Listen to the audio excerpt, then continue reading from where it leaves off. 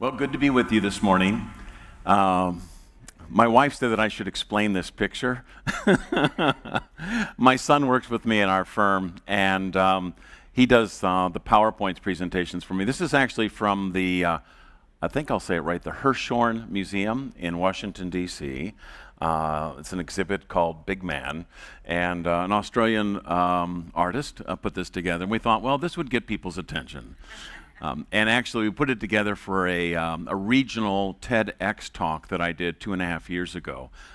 They asked me to conclude the TED event, and I was wondering what I should speak on, so I chose the subject of the positive power of being strange. And in fact, let me start off with the survey I started my TED talk with. My first kind of just informal survey was this: how many people here today would say, I'm strange, and I'm proud of it? Okay, very good. Now, I saw some hesitancy, which I think is normal, so let me ask another question.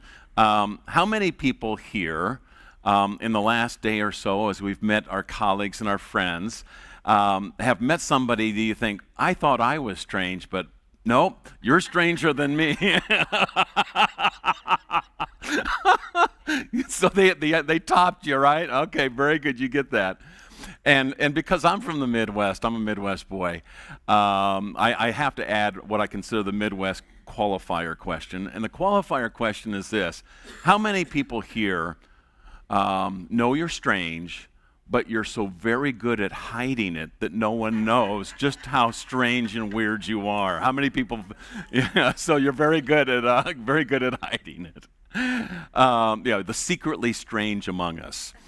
So what I'd like to do today is, well, I'll tell you what. Let's start off with a different lesson. I'm going to ask you to get out a piece of paper and a pencil, something to write with. Maybe you already are. You don't need much paper, and you only need a little ink or some lead and a pencil. And we're going to go ahead and just do a real quick exercise to kind of get you thinking and focused in the right direction. So if anyone doesn't have something to write with, let me know. We'll see if we can't find you a pencil. But everyone's got something to write with: piece of paper, pencil. It's going to be a real short, simple exercise. All right. Here's what I'm going to ask you to do. Your assignment is, I want you to draw the face of the person next to you. So I don't care if you go left or right, but I want you to draw the face of the person next to you. All right? And now I'm going to give you 30 seconds to do it, and then you're going to be done. So go. Draw the face of the person next to you. It could get exciting in here in just a few minutes.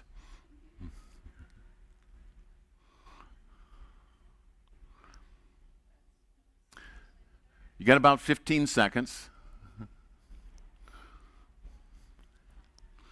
No pressure, but we're going to call an end to this real soon. About 5 seconds. Okay, you're done. You're done. All right, now go ahead and show the person the face that you drew.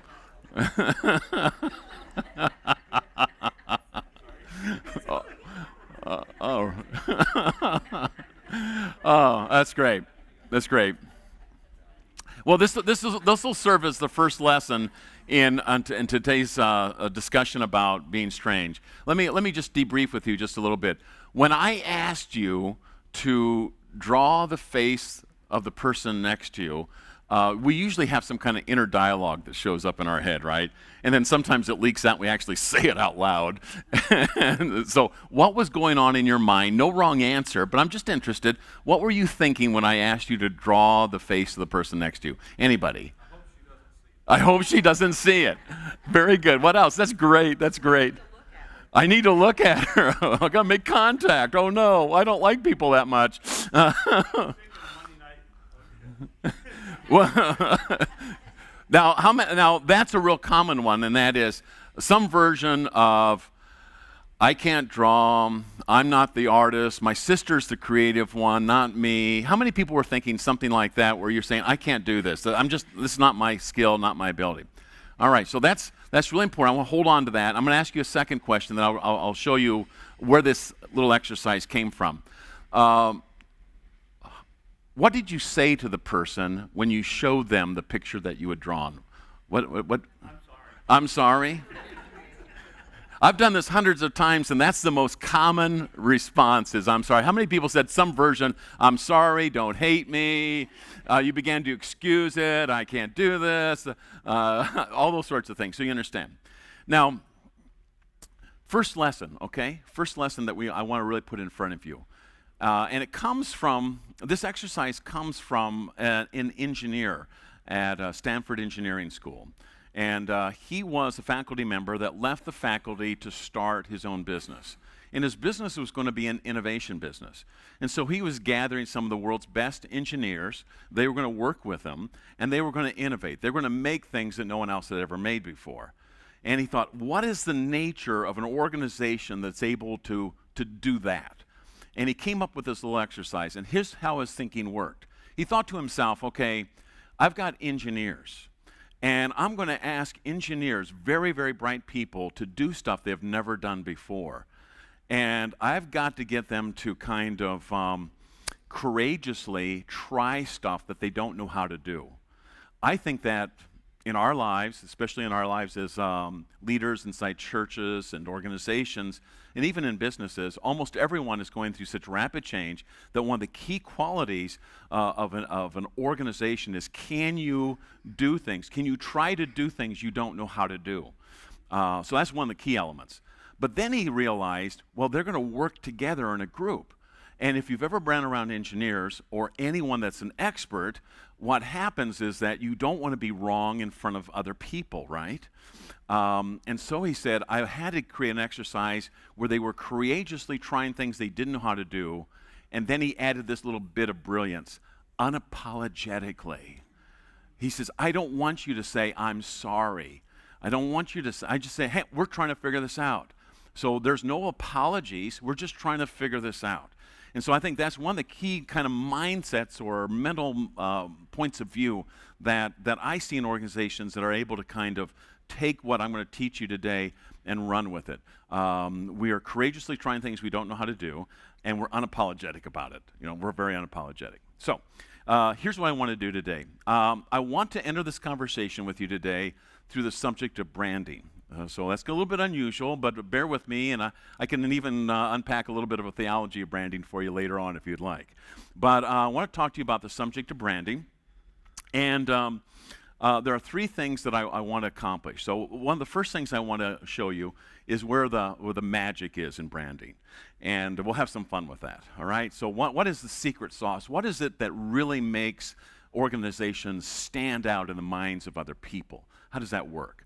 So these are really 2 points of view or mindsets that are crucial in getting organizations to really come alive and become recognizable to the world. So that's the first thing. The second thing I want to do is I want to give you a way of measuring your brand right now. And I'm going to give you a tool that you can take back and work with your group, your leadership team, whoever it is that you want to gather together, maybe the core of your church. I've done this with church leadership teams and cores, and so I'm going to give you a way to measure your brand's effectiveness right now, current reality, and have a great conversation about it. So that's one of my goals there. So the magic of branding, the measure of branding, and then the last thing I want to do is I want to talk about how to manage your brand. And by that, I'm going to actually give you another tool that you can use as you talk to your fellow leaders and discuss where you're headed as a church and as a ministry. And there, I want to connect dots. I want to show you the relationship between the way your church runs and the way people experience your church. And I want to show you those two things together so you can begin to kind of understand what's going on currently and maybe even challenge your current reality to go to a preferred future, something a little bit different. So that's the journey I want to take us on, all right? Now, the whole subject of being strange really was my opportunity to talk about how do we gather people to solve complex problems. And as I researched my TED Talk that I did, one thing that came out is that we used to rely on what I would call the lone genius, the person who had the great idea, and that they would come in and ride in on a horse and they would solve our problems for us. But when I began to research the subject of creativity and solving complex problems, here's what I found out. There's a lot of research on this, is that the world's best thinkers are not bright enough anymore to solve the complex problems we face. So no one person is going to come in with those answers. That's just not going to happen. In fact, I say that all the great easy problems have been cherry-picked, right? So all that's left for you and me and the rest of us as we work inside our church ministries is complex problems that no one individual can figure out by themselves. Now, here's what's happening, though, in the world. If you study where the most peer-reviewed papers, academic papers, for example, are coming from, what you'll find out is that the vast majority of peer-reviewed papers, which means they're home run papers, that they're really the ones that people value the insights. These papers, for example, in all disciplines, are being written by teams, not individuals. Isn't that interesting? And in addition to that, you study the patents that are being submitted to the patent office, and you'll find out that patents are no longer being submitted primarily by individuals. They're being submitted by teams of people coming up with new ideas. And so it's really crucial for us to learn how to work together at levels of collaboration, I would argue, that none of us has ever experienced. And that's a big deal. We think we know what that's like, but it's something so radically different at levels of collaboration that we've never had. And what that means is our strangeness, that is what makes you different from me, we have to get past that, because strangeness normally keeps us apart. I think the positive power of strange is when we come together with our differences and our unique points of view, and we solve problems that are too complex for any individual. Now, you might say, but Mike, we're not that strange. Maybe strange to other people, but we're all Episcopalians, or we've got a few, from the disciples and that, but we're all kind of in the same boat. And I would argue that even if we're somewhat similar, even though we kind of belong to the same tribe, it can still be awkward when you're trying to relate to one another, even if you belong to the same party, okay? It's just how do we really connect? It's a little awkward, all right? So even then, it's going to be a challenge for us. So are you ready to take this journey? Can we do it? All right, let's do this. Let me start off by a definition of branding. Here's my working definition of branding. I've been working on this for about 20 years. I usually ask people, what is a brand? And what I found out is that every definition I was given was a good definition. So the trouble with the word branding is that it's a very amorphous, kind of a slippery term. It can mean anything. And when I would hear these answers, I would think, that's true, that's true, that's true, that's true. They're all true, okay.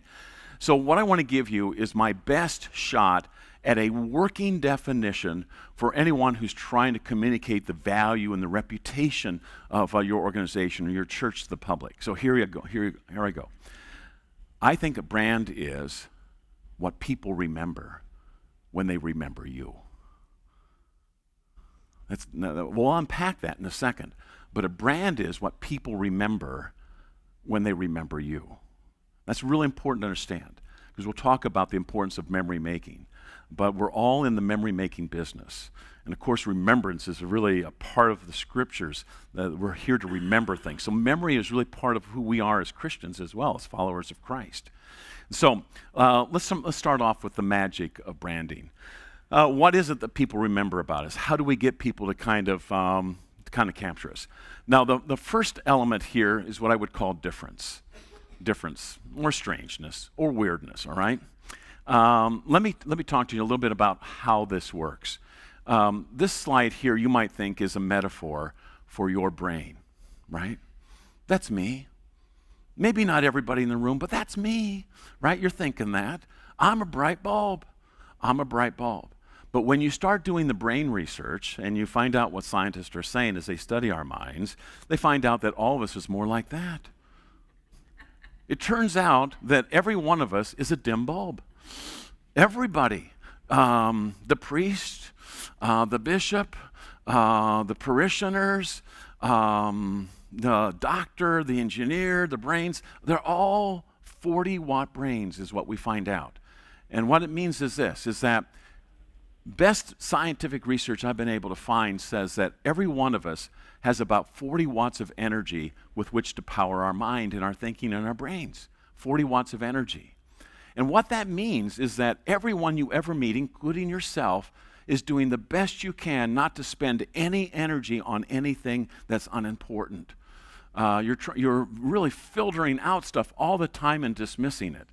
It just doesn't break in on you. And so how do you break in on a 40-watt brain that's expert at ignoring stuff? What I call predictable sameness. When you have predictable sameness, the 40-watt brain says, pay no attention. I know exactly what's going to happen here. Been on this rodeo before. I don't have to spend any time on it. How do you wake up the 40-watt brain? How do you do that? Well, you've got to be different. You've got to surprise that brain.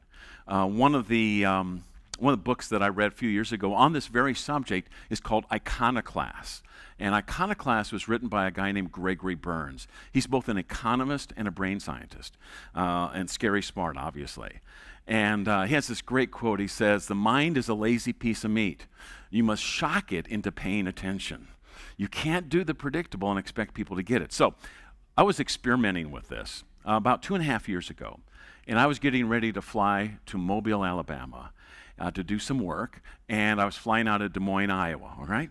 So you know the routine: boarding pass, driver's license, you walk up to the TSA counter, you put them down. Without looking up, the person at the counter sees my name, and they do the typical Midwestern thing, the polite routine.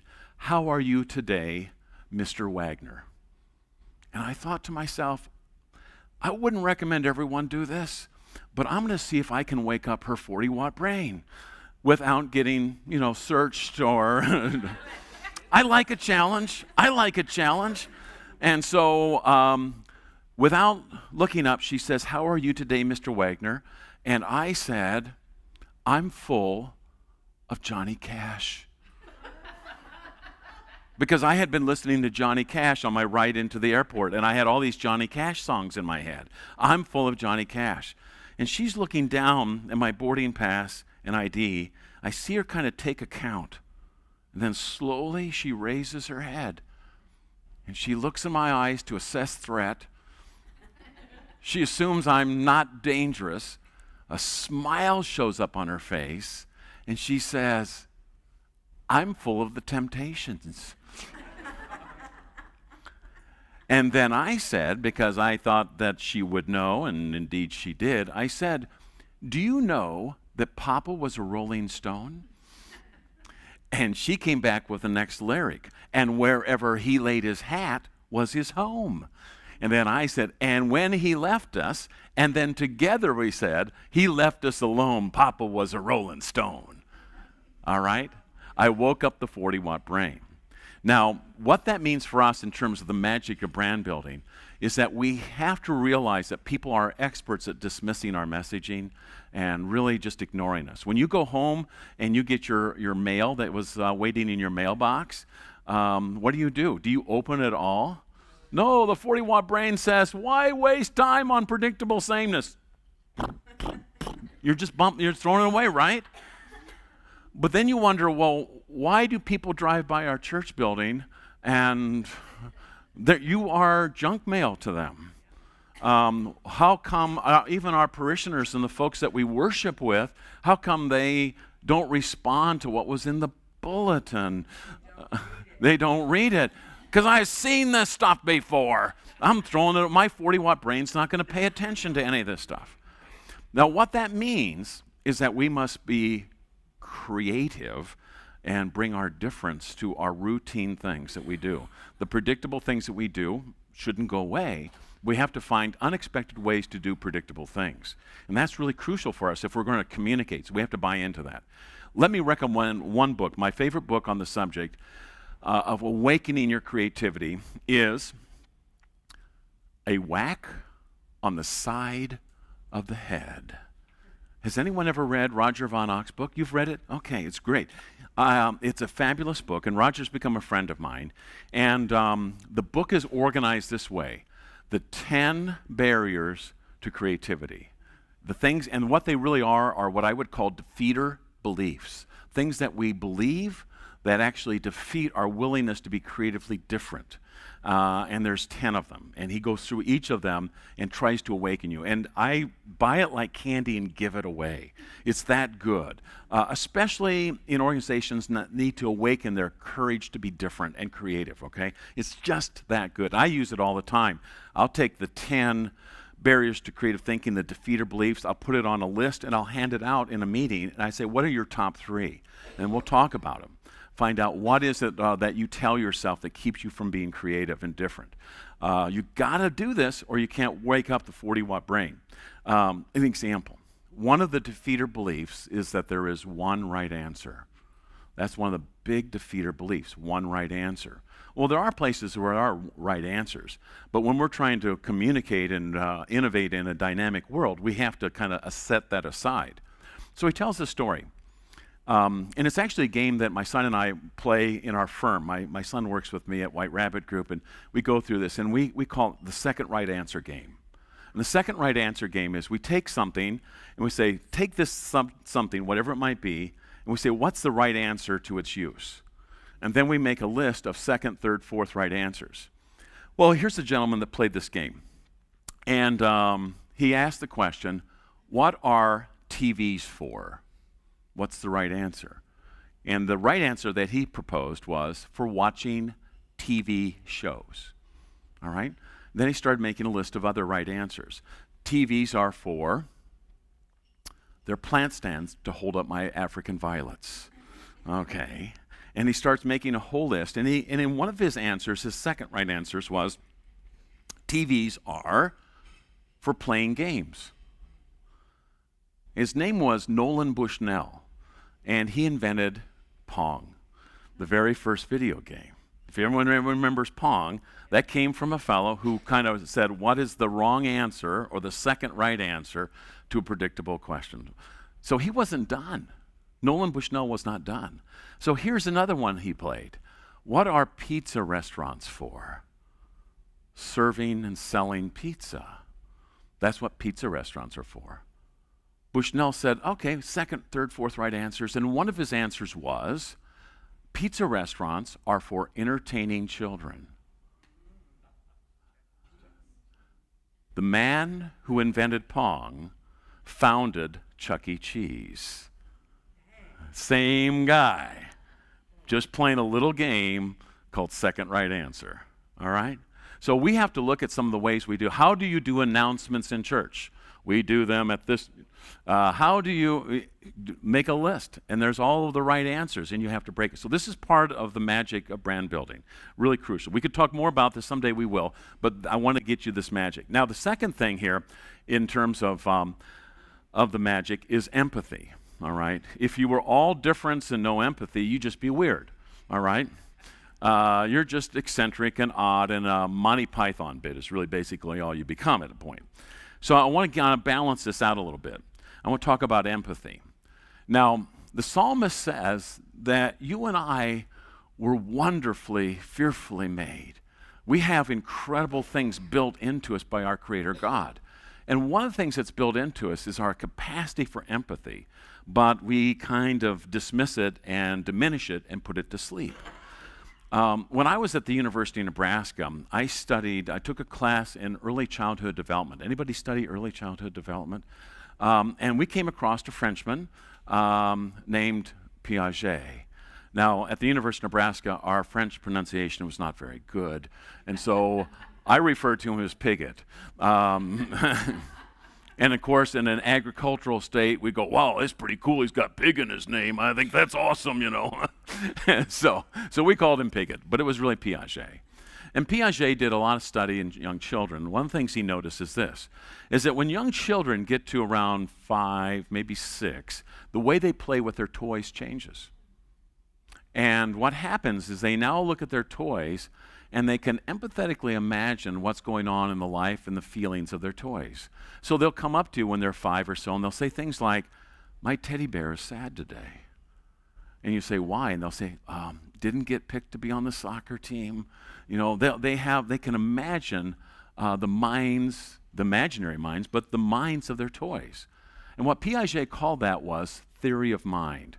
And theory of mind just meant that we are wired as we grow to actually imagine how other people think and feel. And that's our empathetic ability to actually do things that people will find exceptionally relevant, exceptionally relevant.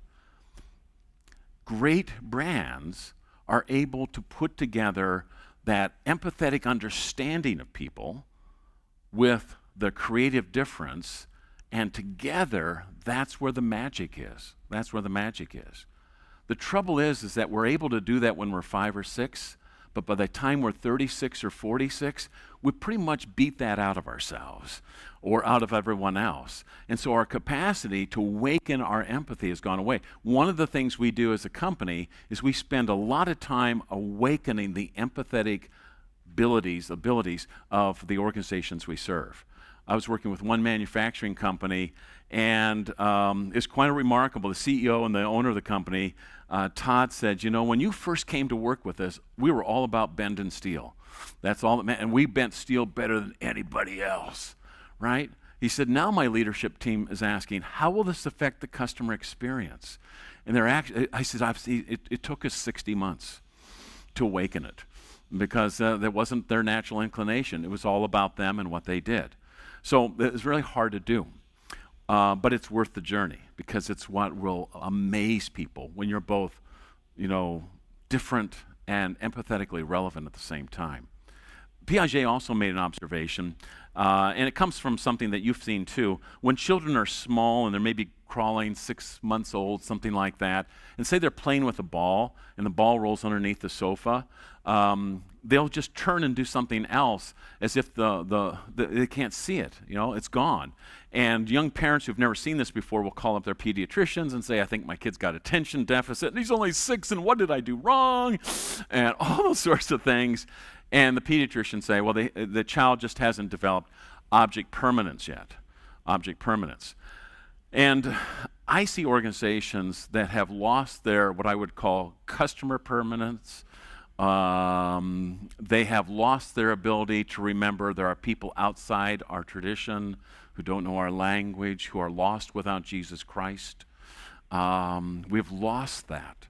And when we lose that, we behave as if they don't exist.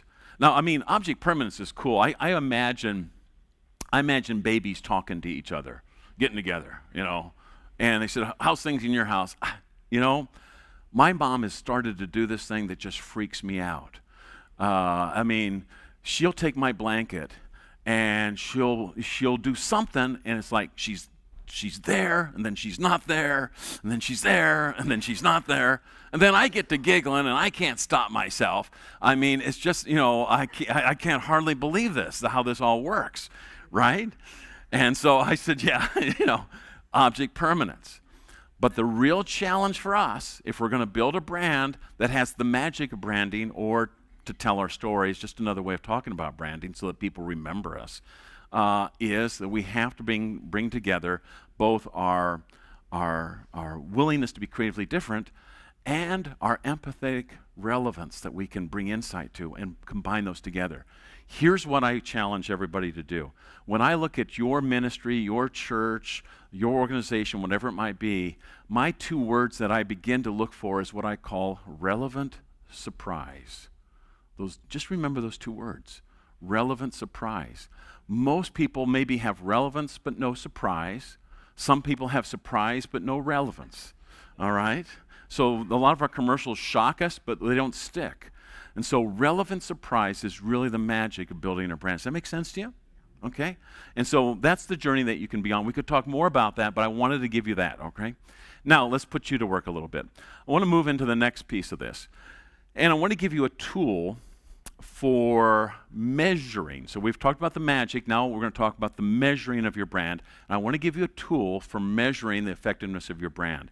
And I'm imagining that you've gathered together your core group, vestry members, leaders, someone like that, whoever it might be, and we're going to have a conversation, okay? So here's what I'm going to ask you to do. The first thing that I have people do is I ask them to draw just a straight line, all right? And I'm going to pose a question that I pose to every organization I've ever worked with, and now I've done that with hundreds of groups and leadership teams, and I'm going to lead a conversation. And hopefully it'll be the most truthful conversation, or one of the most truthful conversations you've ever had as an organization. So I'm going to pose this question. What is the experience like working with our organization?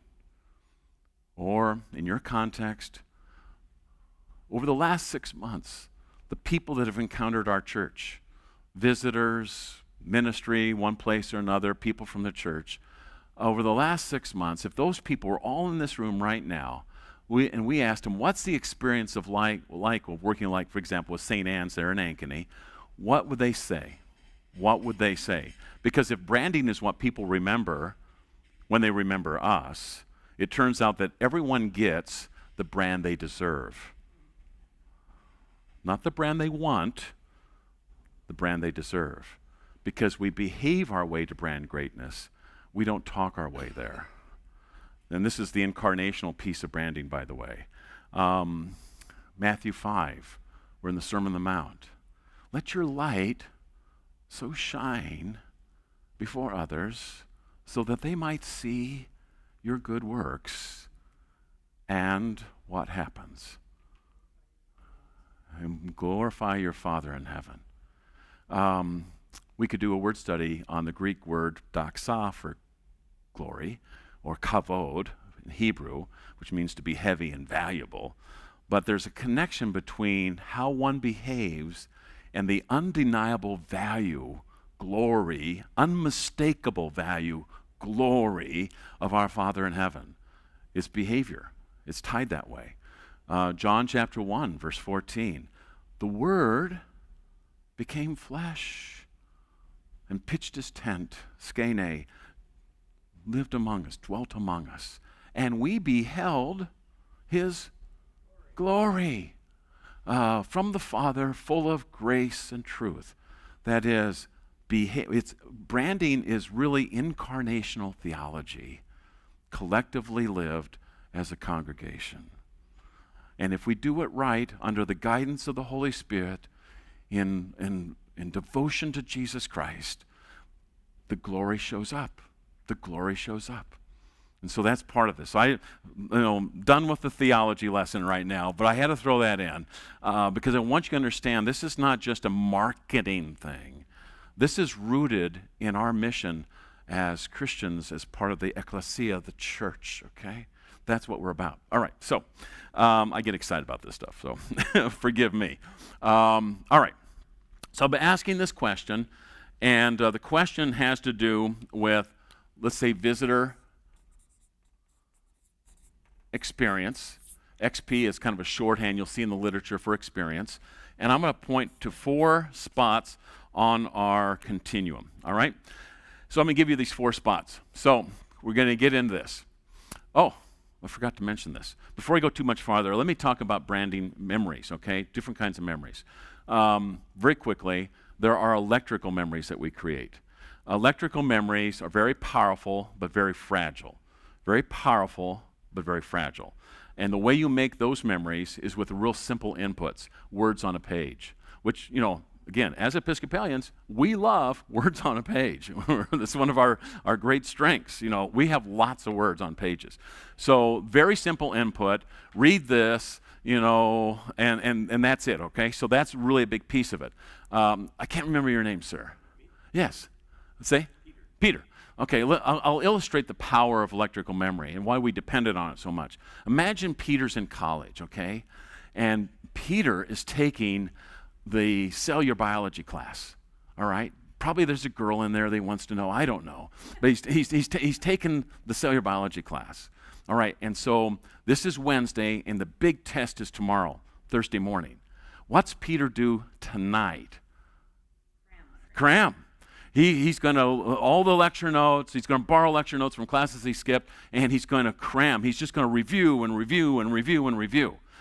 And some of us probably pulled all-nighters. Anybody ever pull an all-nighter? I never had the courage to, but all-nighters. And that's what you did, all right? That's right, exactly. So here's what happens. I'm friendly. I see Peter walking across campus headed to his test. Here's what I do. I say, Peter, how you doing? He doesn't want to talk to me. Why doesn't he want to talk to me? It'll just, it'll be just gone, all right? We rely on electrical memory. And by the time they get to the parking lot, it's gone. You know, one of my favorite pastors used to say, people come with their thimble, and they say, Pastor, fill my thimble. They fill, and you fill their thimble, and by the time they're in the parking lot, they spilled their thimble. What did he say? She said something, but I can't, it's gone, all right?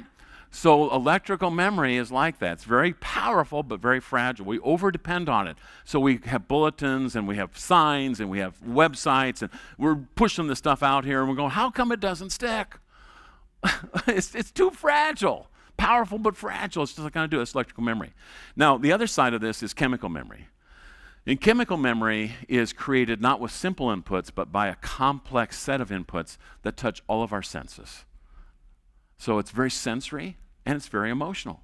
It's very sensory and very emotional. And so if there's an emotional component, and there's sight, sound, touch, like a family reunion, a family trip, you sit down with your siblings and you talk about what happened 20 years ago, and it's like it happened yesterday, because it all comes back. It has all the sensory inputs, plus there's emotional content. And when that's there, it's sticky. We should be thinking about how can we design experiences that have emotional content that stick in people's memories. So that's what we're really talking about when we're saying, what would they say the experience is like? What are they remembering about you? What is that rich chemical memory? It's chemical because it changes our brain chemistry. How is that? What's that like?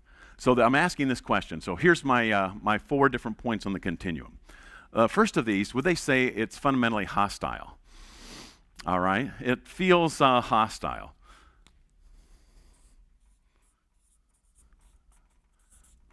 Which means it's primarily adversarial.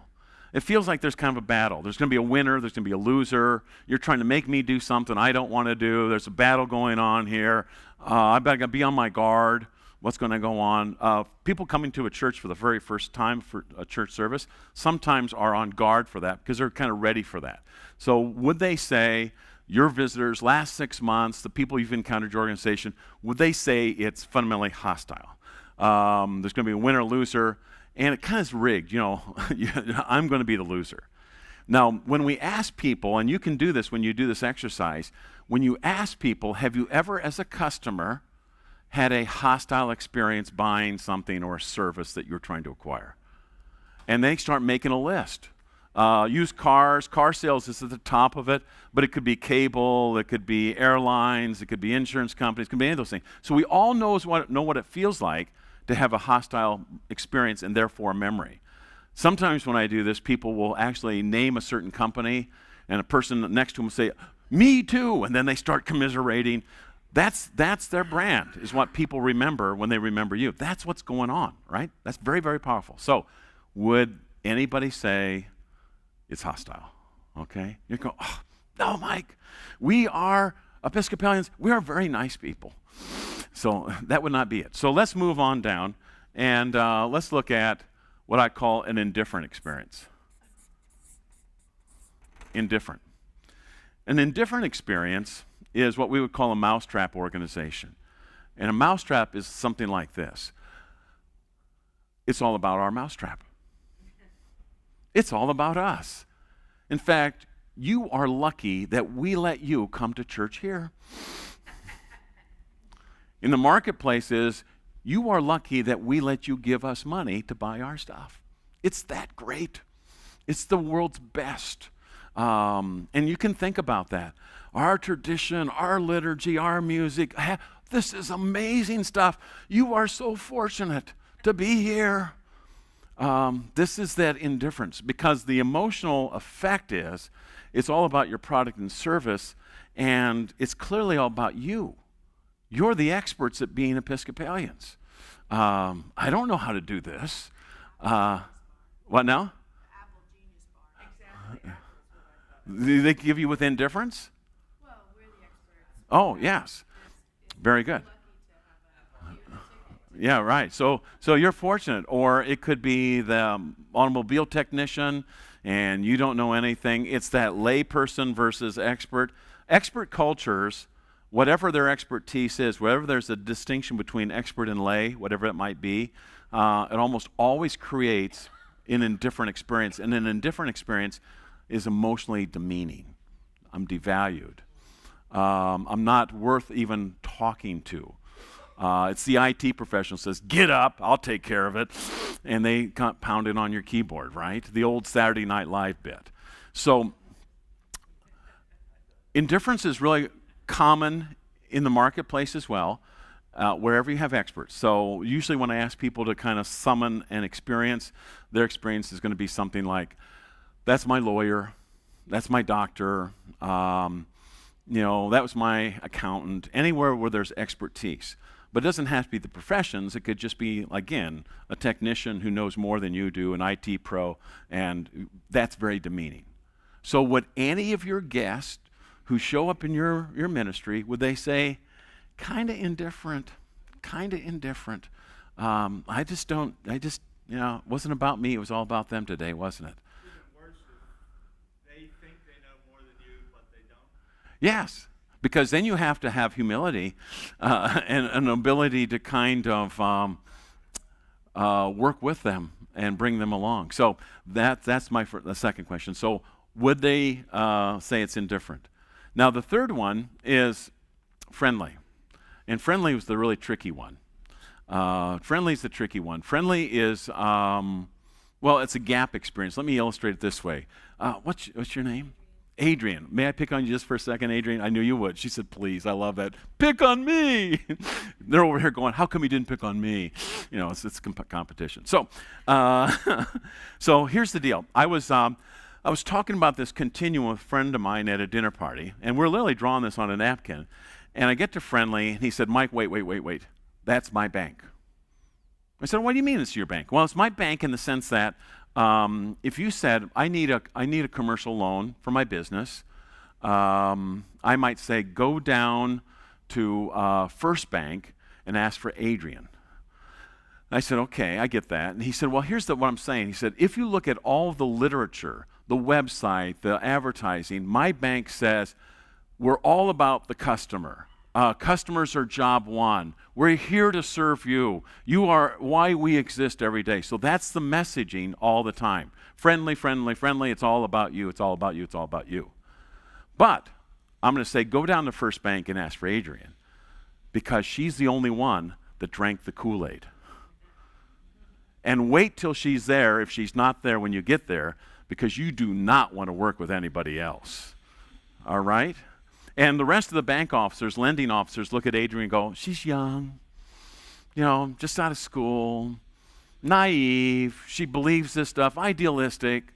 Someday, she will be just as cynical as we are. But now it's kind of entertaining watching her run around, knocking herself out, trying to help really these people based on what we say we are. That's what we're doing. I said, well, I totally get you. He said, no, let me expand on this. And his name was Brian. So Brian says, what do you think I would say if Adrian left First Bank and went to work at Second Bank? Well, go down to Second Bank and ask for Adrian. Now, this you have to understand as leaders. Very, very important for you to understand. The brand doesn't reside in the organization. It resides in the individual. And First Bank got lucky and hired Adrian. It's just the dumb luck. We hire good people, we hope they do good things, and sometimes they do. And so really what it is, it's just an uneven experience, because it's not an organization that has really been led to be this way. They haven't hired to it, fired to it, trained to it, equipped people. They haven't told them, here's how you fall in love with the customer. They haven't done any of that kind of stuff. They just hope that people have good instincts. And do they? Not always. That would be generous. Not always. All right, so that's that piece there. All right, so the way you feel is tricked. I thought I was getting something I didn't, or I never know what I'm getting, and so it's been the memory is being created. Now the last of these, we have friendly here. The last of these is focused. A focused experience.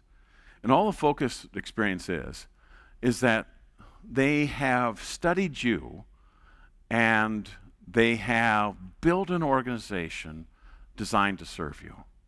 Designed to serve you. And they've equipped people to do it. And they've set up support systems and training, whatever it might be. There's a lot of creativity in doing that, but it's a focused organization. And as customers out in the marketplace, we probably have organizations that we love to do business with because they get you. They just totally understand you.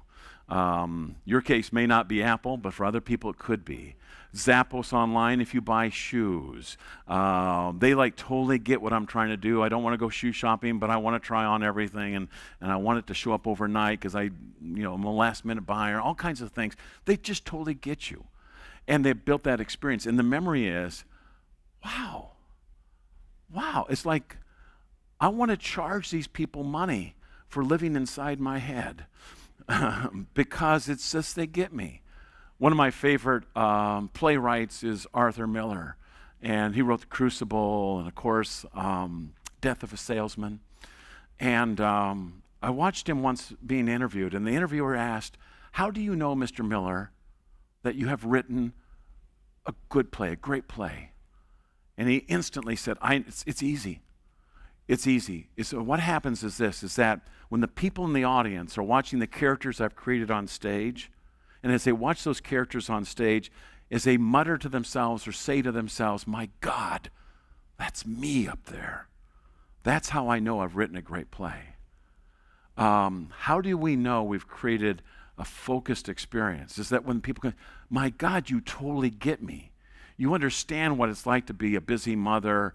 You understand what it's to be a single professional. You understand, you get it. It's like you were in my head." That's the measure of your brand. That's the measure of your brand. So, now what I do want to press on here is that when we apply this, the way we apply this is this.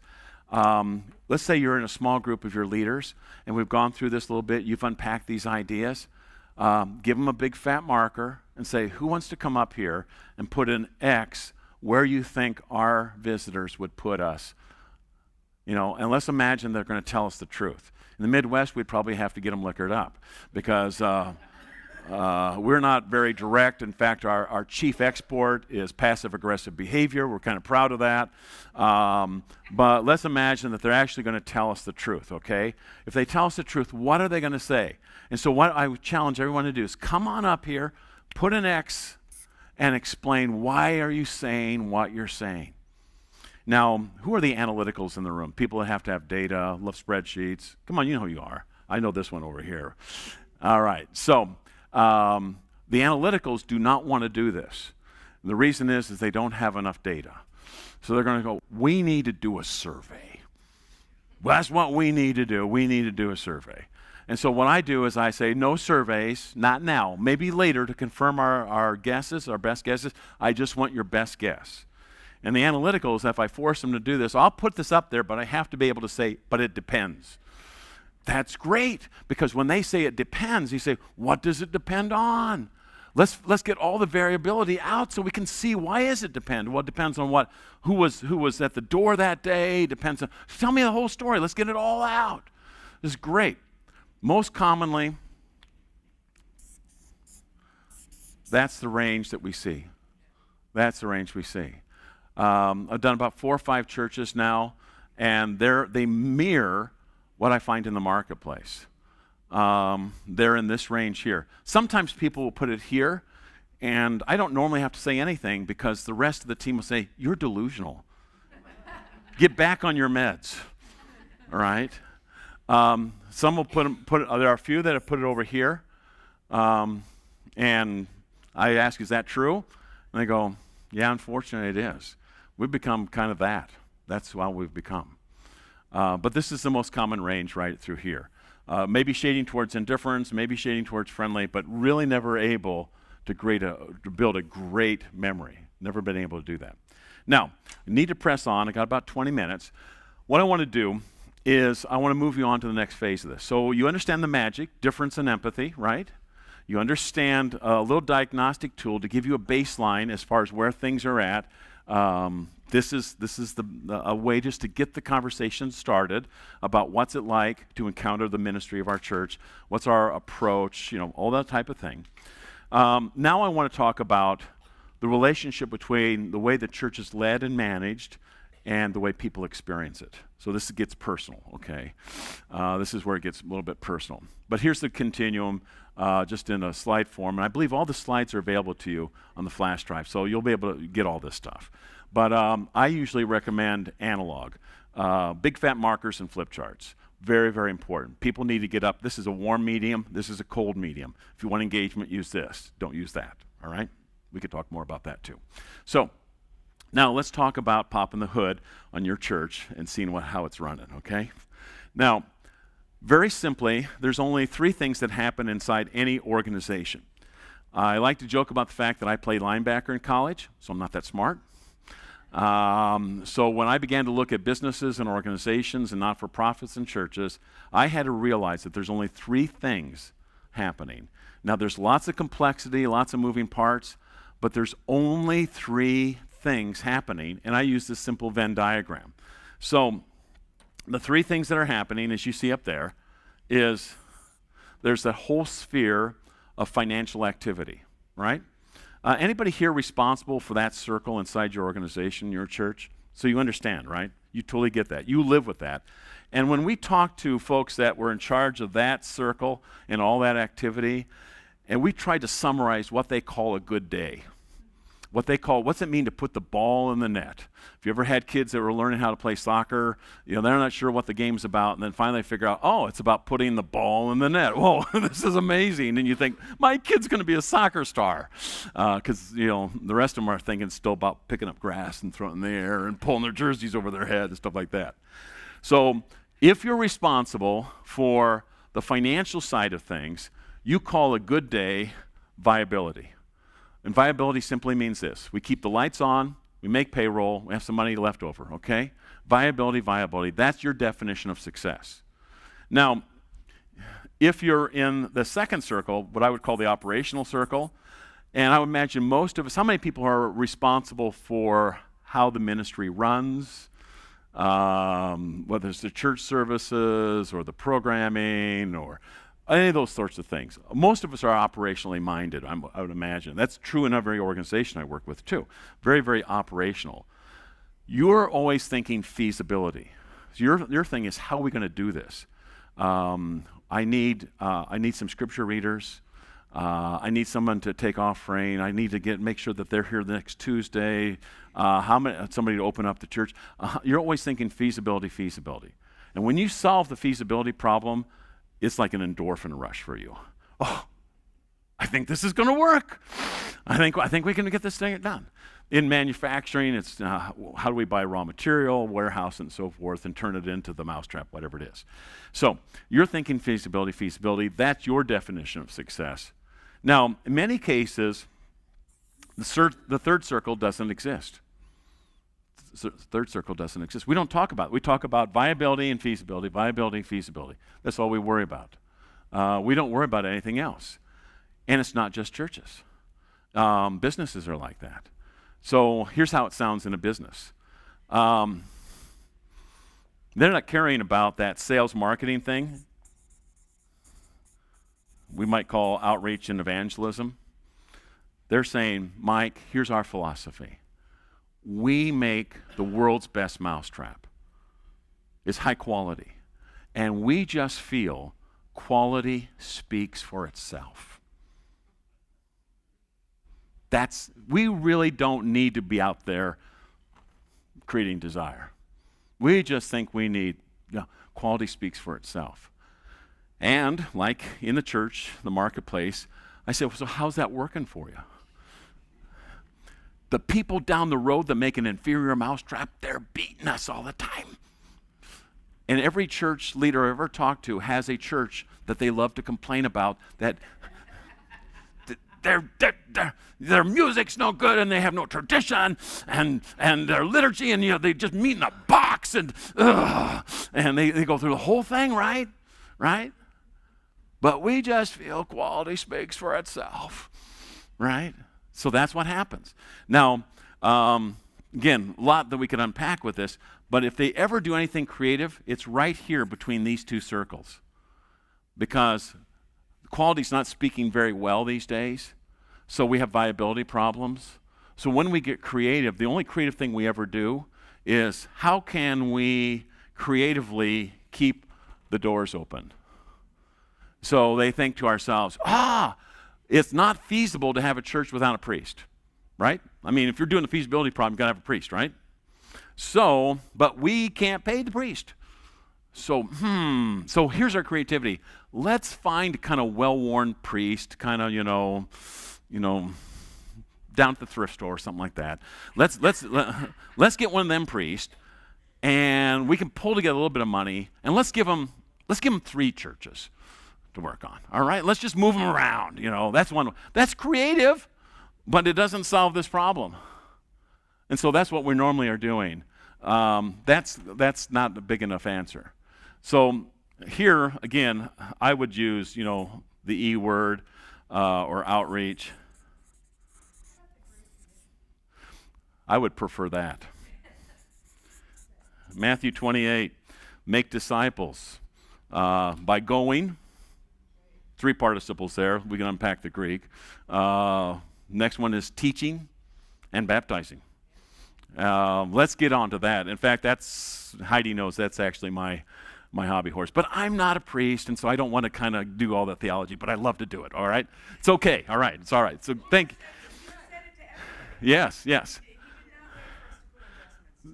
Totally. And here's the interesting, I was, one of the bishops my wife used to work for, and I was just kind of getting acquainted with the Episcopal world.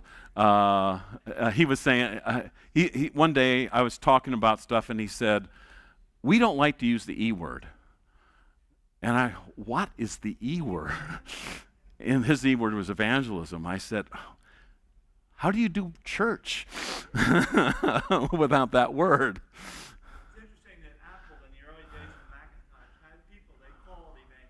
Yes, Guy Kawasaki was a Macintosh evangelist, yes.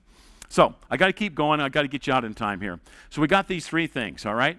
Now here's what you're going to do with your leadership team. You're going to ask them 3 questions. You're going to have them draw a picture of your church, the way it's running right now. And then they're going to explain their picture, all right? They're going to explain their picture.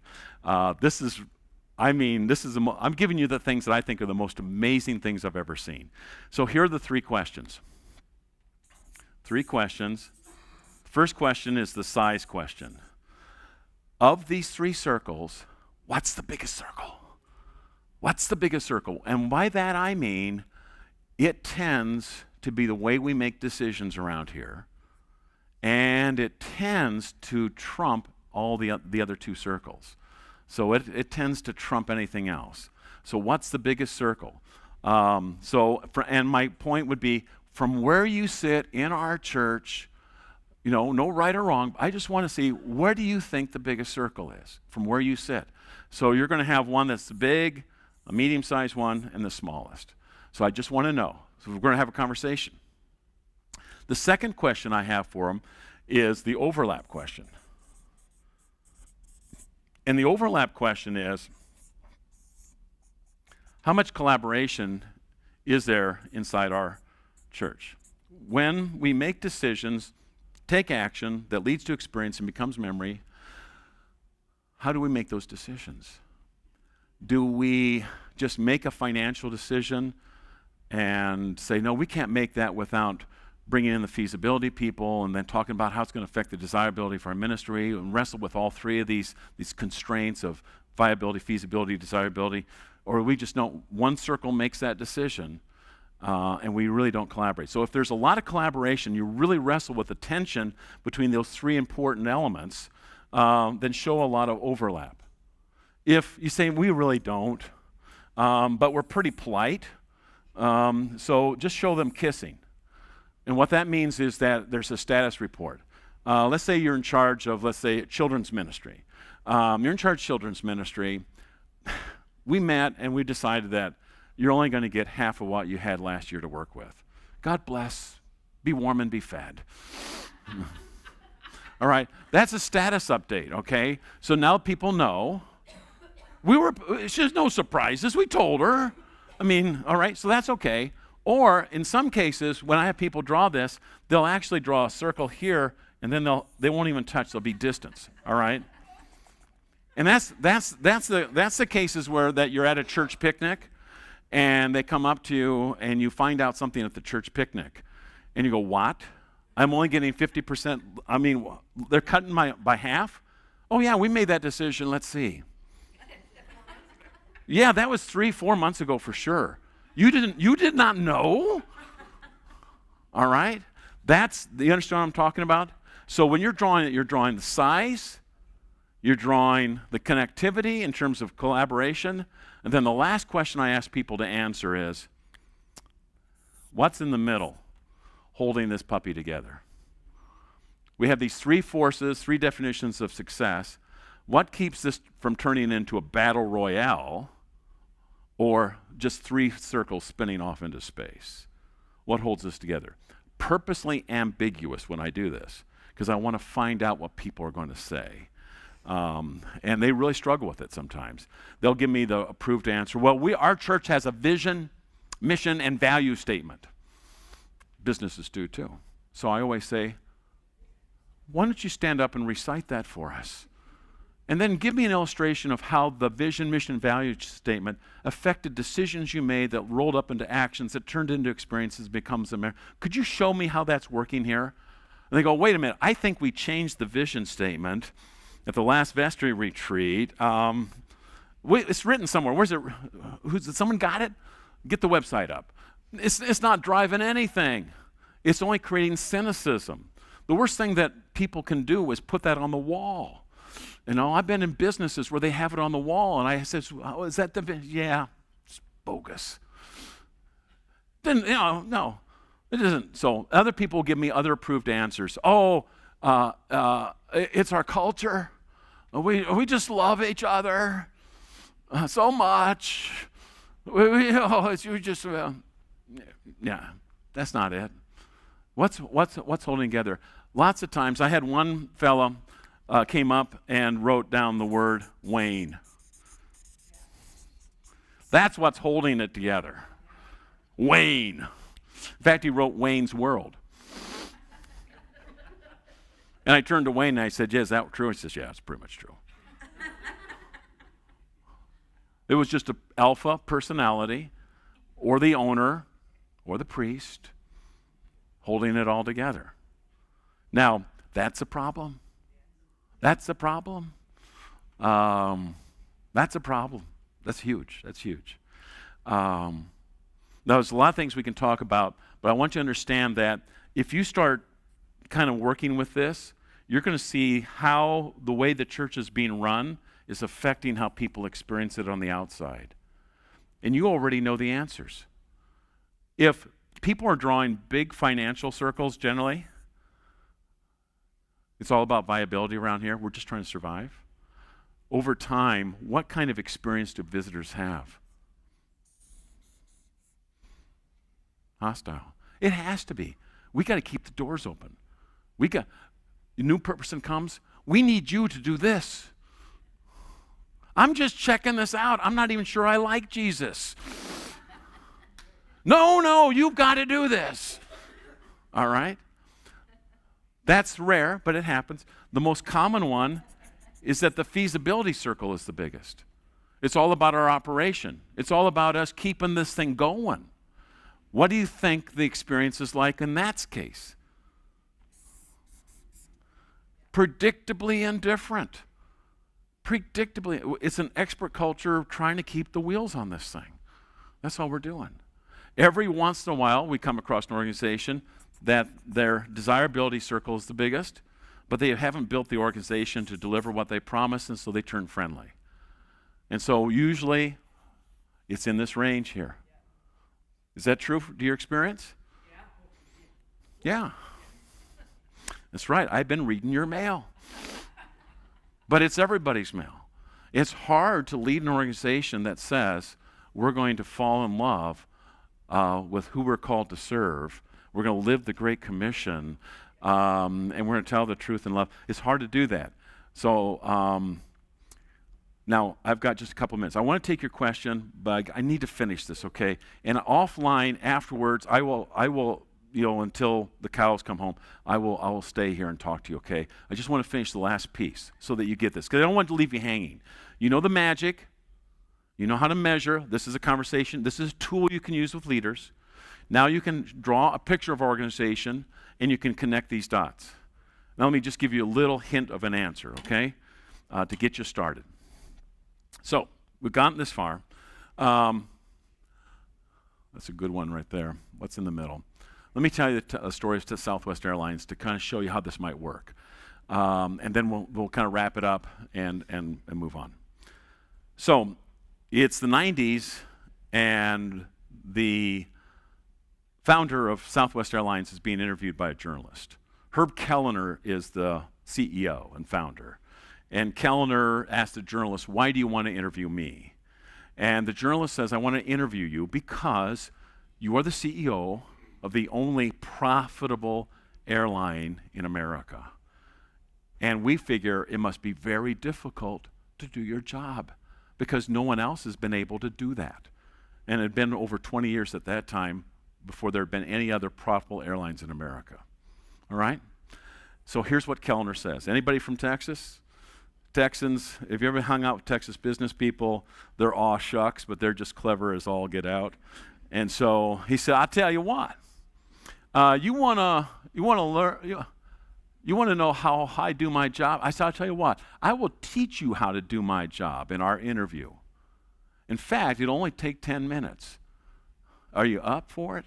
And so Kellner taught the journalist how to be the CEO of Southwest Airlines. Here's what he said. All right. First thing, there's Kellner. First thing you need to know to do my job is you need to know who we're all about. It's not a what, it's a who. It's very personal. I could talk more and more about how we're social beings, and we're all motivated by social beings, not abstractions. So he says who? So a right customer.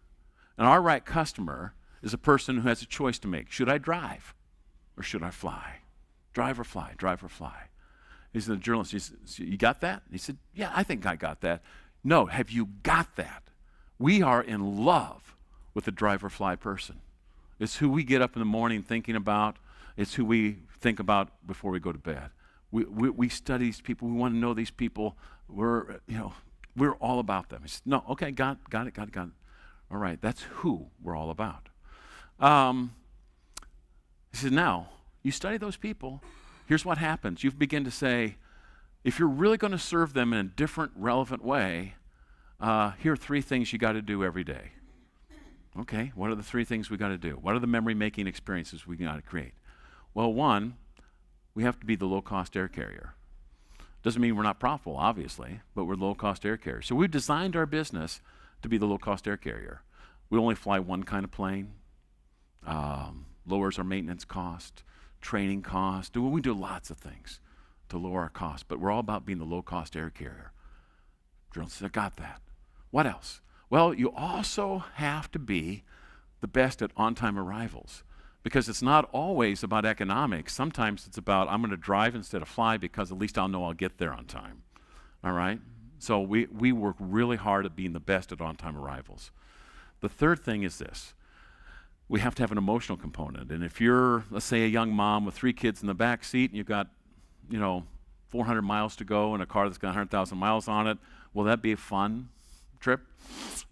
Maybe not. So we want to promise hassle-free fun. So low cost, on-time arrivals, hassle-free fun. And then he says to him, "Now you're able to do my job. Every decision I ever make is about the driver-fly person and low cost, on-time, hassle-free fun. Let's see how good you are." So he says, we're doing research, and research says that we should start serving meals on planes, on flights. Yes or no? What do you say? You're a money person. No. It's going to raise cost. And if you think operationally, the operational people are going, it could affect on-time arrivals because we have caterers. Now we have one more variable, so it would affect our turns. I'm not going to do it. Hassle. And it could be hassle. Oh, well, and the thing about this is that the driver fly person is used to buying food on the road. They can get all that in the terminal. Bring it on the plane. I don't care. So it's almost identical to what you can get on the interstate, so big deal. Here's another one. We want to celebrate birthdays of crew members during flights. How are you going to do that? We're going to hand out confetti as passengers board. We get to cruising altitude. And, sir, what's your name? Warren. Wayne? Warren. I thought it was Wayne. I thought it was pretty cool.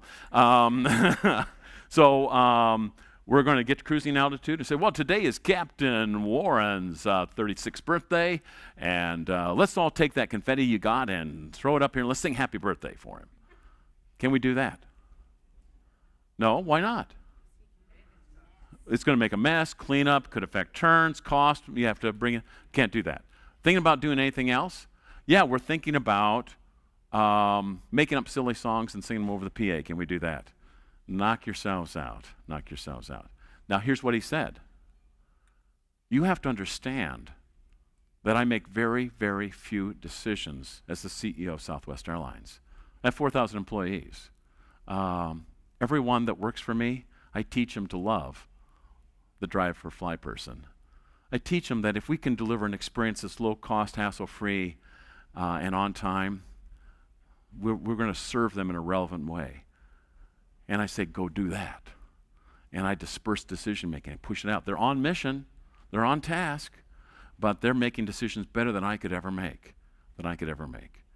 At Heidi's church at St. Anne's, we name that person. So at Heidi's church in Ankeny, it's who? Bosco. Because they can remember Bosco. They can't remember the mission statement. They can remember Bosco. And what's Bosco stand for?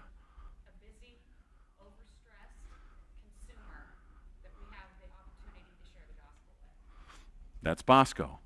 And so if I'm the priest or a leader or vestry member and I say, someone says to me, I think we should change the Sunday school times, and the answer is not an answer.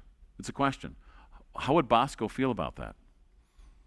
Oh, that's a good question. Let me work on that and come back. Okay, as long as you can make an argument that this is how we're going to best love the people we are called to serve, knock yourselves out. We teach people, do not lead with answers. Very hard for smart people. Because your sense of value is in how smart you are. It is. But here's the deal. Very important. The premise is this. If you lead with answers, you create dependency.